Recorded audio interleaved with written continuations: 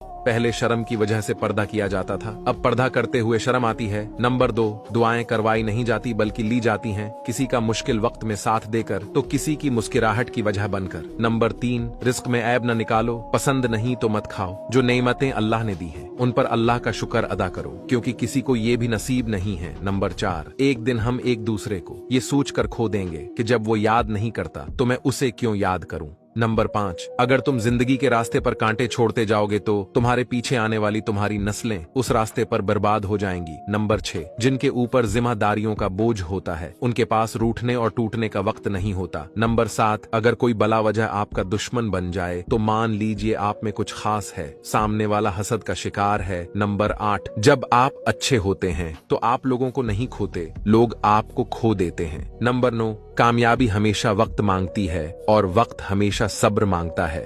अगर आप इन बातों से एग्री करते हैं तो कमेंट में यस जरूर लिखें और मुझे फॉलो करके अपना दोस्त बना लें, हमेशा सही राह दिखाऊंगा।